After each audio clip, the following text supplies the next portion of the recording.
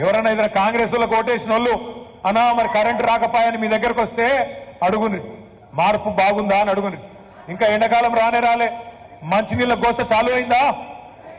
ఇప్పుడే తమ్ముడు రాంబాబు చెప్తున్నాడు, అన్న మంచినీళ్ళకి ఆల్రెడీ లొల్లి చాలు అయింది, ఊళ్ళల్లో ట్యాంకర్లో లేకపోతే మళ్ళా కిరాయకు మళ్ళా బాయిలు తీసుకోకపోతే నీళ్ళకు కూడా కష్టమయ్యేటట్టుందన్న. మిషన్ భగీరథ కనీసం మెయింటైన్ చేసే పరిస్థితి కూడా లేదు, ఆ తెలివి కూడా లేదు వీళ్ళకని చెప్పి తమ్ముడు చెప్తా ఉన్నాడు జెడ్పీటీసీ గారు. నేను మిమ్మల్ని అందరినీ కోరేది ఒకటే, చెల్లెలు చెప్పింది, పద్మ చెప్పింది కరెక్ట్.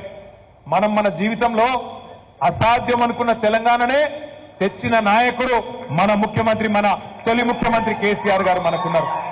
వచ్చిపోయే ముఖ్యమంత్రులు మస్తుగా ఉండొచ్చు, వచ్చిపోయే ముఖ్యమంత్రులు రేపు భవిష్యత్తులో కూడా మస్తు మంది వస్తుండొచ్చు, కానీ తెలంగాణ తెచ్చినోడు మాత్రం ఒకే ఒక్కడు మన నాయకుడు కేసీఆర్. అందుకే నేను అనేది, గోపాల్ రెడ్డి గారు కూడా అదే చెప్పిండు. ఏమన్నాడు ఆయన? అన్నా ఎవరు ఎన్ని చెప్పినా ఎన్ని మాయ మాటలు చెప్పినా తెలంగాణ తెచ్చింది ఎవరు అంటే తప్పకుండా కేసీఆర్ అనే మాట రాయాల్సి వస్తుంది, దాన్ని ఎవరు చెరిపేయలేరనే మాట వారు చెప్తా ఉన్నారు.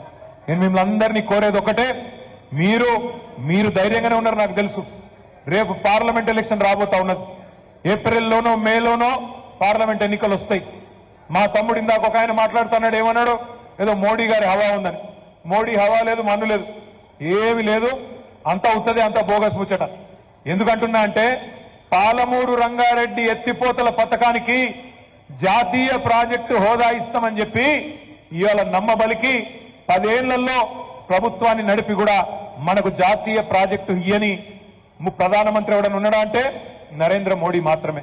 ఇంకొక వైపు ఒక జాతీయ పార్టీ ఏమో మన పాలమూరు రంగారెడ్డి ఎత్తిపోతల పథకానికి జాతీయ హోదా ఇవ్వకుండా పక్కనే ఉన్న కర్ణాటకలో అప్పర్ భద్రా ప్రాజెక్టుకు మాత్రం జాతీయ హోదా ఇచ్చింది.